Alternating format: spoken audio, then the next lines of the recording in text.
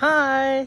We're Twig and Cabaret, and we are here at some intersection in Vancouver. It's very nice. There are no cars because we canceled them all. So they're not here. They're not coming here. But we are going to talk about some of our favorite chain reaction videos of 2021 because there was some good stuff that meant a lot to us, and we just want to talk about it and stuff, and just say thank you to like the people who keep, you know, making this stuff interesting and fresh and heartfelt and all that good stuff. I know we said that we weren't gonna do a top 10 video like this. Oh, never mind, there's a car. We didn't cancel them all. But I know we said we weren't gonna do a video like this, but I meant more like nothing with like a judging process or anything like official or like an objective opinion. So yeah, this is just us. So yeah, hope you enjoy. It's like 2:30 a.m. right now, but this should be a fun time. So buckle up, and here is our 10 favorite things of the year. Woo! This is so bad.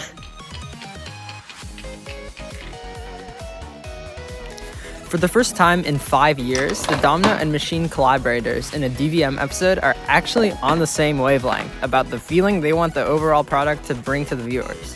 Daki and Lyle allow similar stories and emotional arcs to unfold through their clips, but sticking to their respective forms, which results in a genuine harmony between artists the series has not seen since round 3.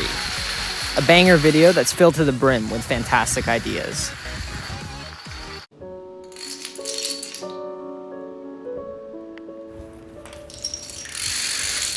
As much as we hate to admit it, building chain reactions can be really emotionally difficult and comes with countless struggles that most builders attempt to mask in their final product, whether it be through impressing the viewer at all costs with its shiny exterior, or taking a more humble, cutesy pie approach that admittedly feels forced.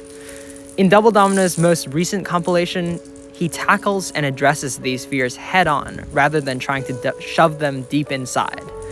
The result is a piece that feels like it's all about the struggles of being a domino artist, without trying to clickbait the hell out of it or give it a cheesy positive spin, showing how becoming more experienced with building won't necessarily make it easier, because you'll keep wanting more. There's a particular aching to this video that's extremely relatable, and yet there is beauty among it too.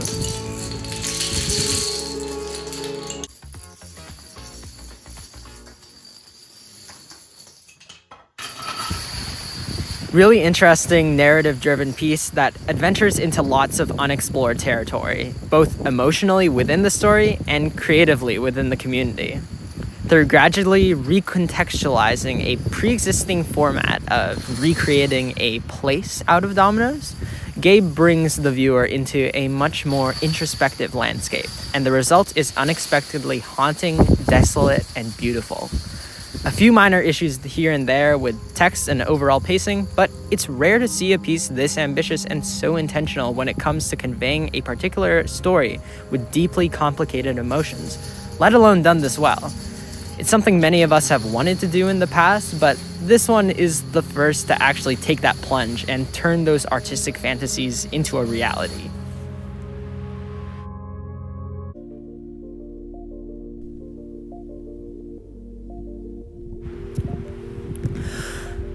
I'll be blunt here. Most machines nowadays are hideous. They're overly mechanized and full of jarring, confusing motions with all the human qualities scrubbed out of them in favor of reaching some standard of artificial perfection, at least from our perspective. A major part of that for us personally has to do with the Americanization of the Pythagoras switchy style, but Flash Domino takes a sorely needed, more intimate approach to this way of machine building here, mainly using objects that hold a rich, personal value and arranging them in unique ways that exemplify the aesthetic of the whole body of the work. The ethos of a machine requiring multi-use elements is tenderly disregarded, recognizing that the average viewer just won't notice or care if a ball rolls over a particular object twice as opposed to once, and instead prioritized maintaining a sensitivity towards color and relaxed movement. And as a result, the machine has a natural, entrancing, almost hypnotic flow that is rare to see in a chain reaction nowadays.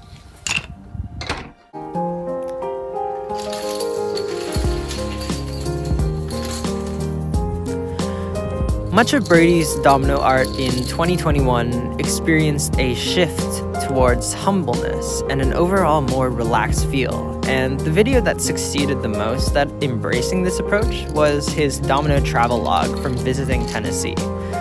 Having been posted at a time when most people were practically trapped in their homes, Brady allows the viewer to travel vicariously through his soft, welcoming setups, which never overwhelm or confuse, but will always interact in specialized ways with the surrounding environment whenever possible, and be full of delightfully miniature ideas and tranquil colors that inevitably cause us to feel all warm and fuzzy inside. It's almost like the dominoes are a friend that Brady brings along for the trip, and the topples are the little conversations and interactions the two of them have along the way. And this video shows their connection blossom through traveling together, a true breath of fresh air in many ways.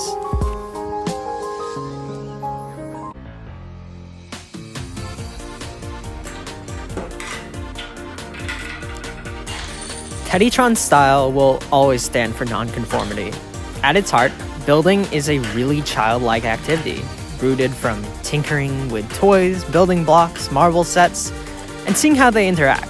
But that doesn't stop some of the younger members of the community to feel like they're in a rush to grow up and beat the child out of themselves to succumb to the styles, standards, and ultimately the stresses of older builders.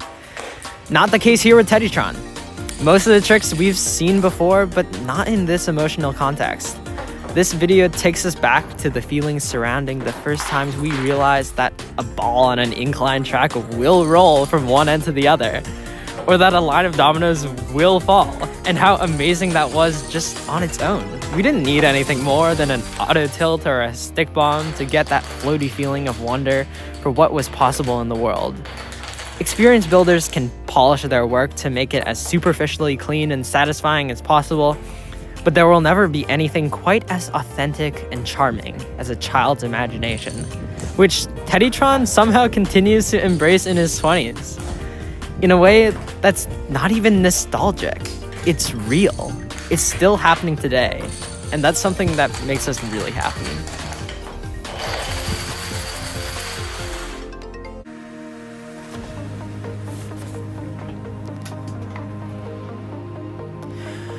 We've talked a fair amount already about how the overbearing desire to impress through machines is inherently destructive to visual aesthetic and the innocence of younger artists. But there's one more main aspect to chain reactions that it disregards, which is storytelling. You know that story I'm talking about.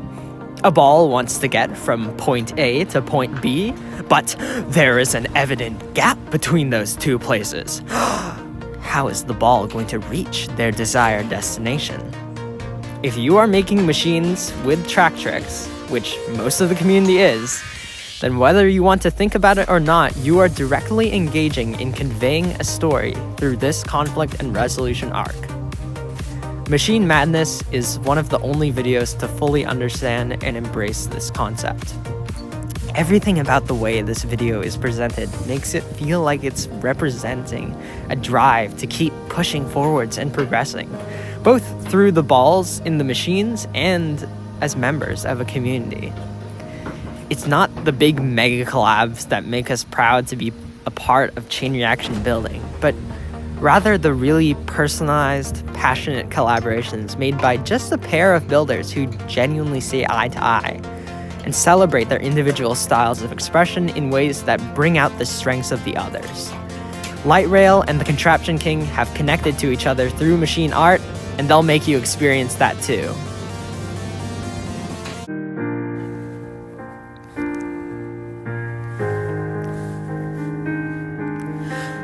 a masterclass in presentation. Most Domino videos rely heavily on an element of surprise for their appeal, leading to works that are constantly throwing new information at the viewer at an unfathomable pace. And understanding the process of work can come later in a rigorously verbal behind-the-scenes format. Here, Brady flips the switch on this long-held assumption about how a Domino project is to be presented with remarkable sincerity. First showing a montage of how every piece of the setup slowly forms and eventually comes together, and then concluding with the topple. Unlike most Domino setups that make us feel utterly dumbfounded while watching, River Through Bradyland makes us feel knowledgeable because of the insight Brady provides into what his setups mean to him. Through directly observing the conversations between Brady and his art in real time, we form emotional connections to each element of the world Brady creates from his mind.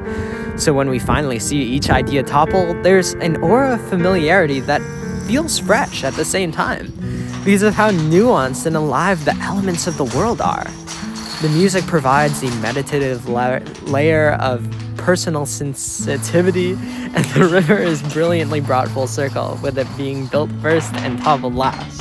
But though the setup contents are a crucial aspect of the piece, due to the presentation, the video's message is ultimately to encourage artists to find enjoyment and safety in their own artistic process. It's so easy for artists to get wrapped up in the destination of making the perfect final product that they forget to enjoy themselves in the process. And watching River Through Bradyland provides a gentle but firm reminder that one cannot exist without the other. Find the mediums and communities you feel comfortable expressing yourself in, and allow yourself the freedom to experiment and breathe your emotions into the work you create. Whatever that may be, everyone has their own personal Bradyland, and it's up to you to embark on the voyage down the river that runs through yours.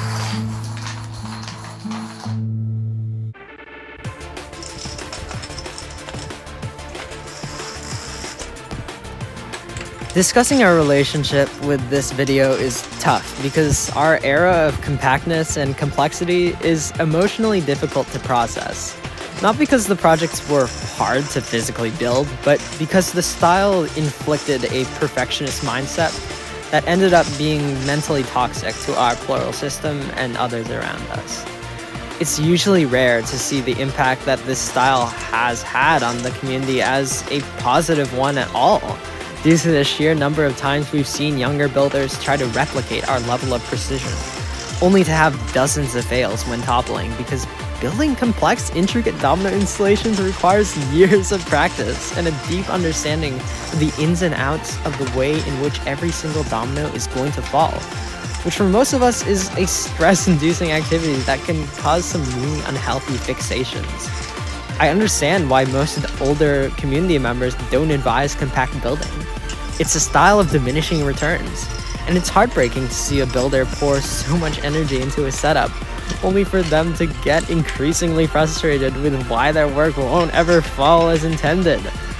It makes me wonder, why did I ever build complicated setups in the first place, other than that I had no choice due to my space constraints?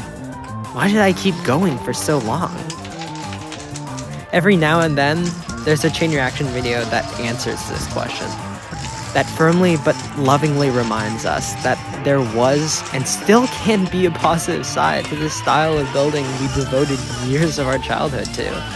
It reminds us of the initial floaty feeling we got from discovering the most unorthodox and evocative movements possible, figuring out the vibrant color combinations that could simultaneously capture an inner chaos while bringing out the functionalities of the tricks, and being amazed at the thought of how dominoes could incorporate machine elements and birth a non-binary, nuanced, in-between form of chain reactions no one had ever seen before.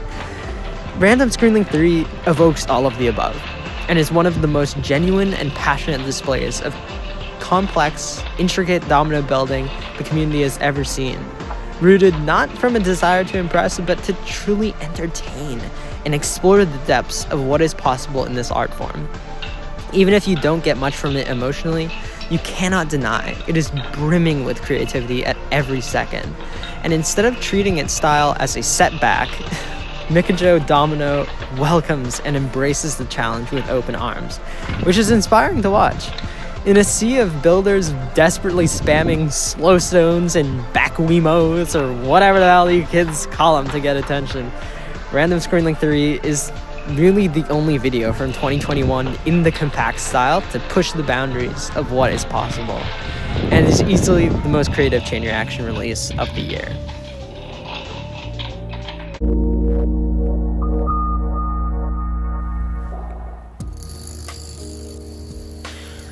Out of all the videos in 2021, Sleeping Studies has the most awareness for what type of story would be best communicated through Domino art.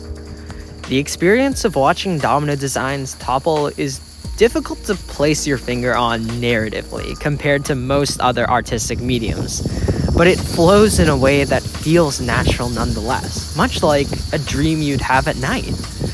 And Gabe exemplifies this uniquely unexplored aspect of Domino art to a maximum in Sleeping Studies, drawing inspiration from actual in-depth descriptions of dreams provided by members of his audience and visualizing them into real-life Domino creation.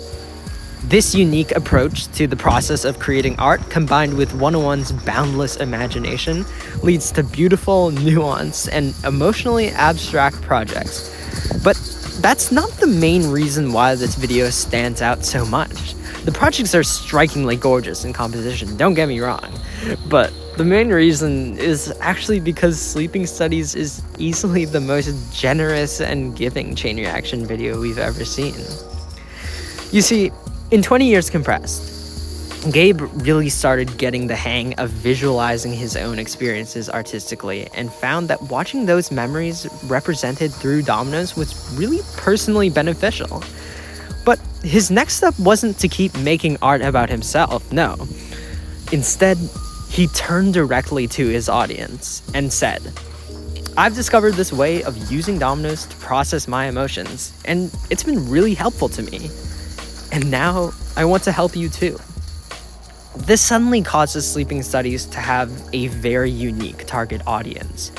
It isn't for a certain pre-existing demographic or group, but rather for anyone who is vulnerable enough to speak about their emotions and what goes on in their subconscious in a YouTube comment section.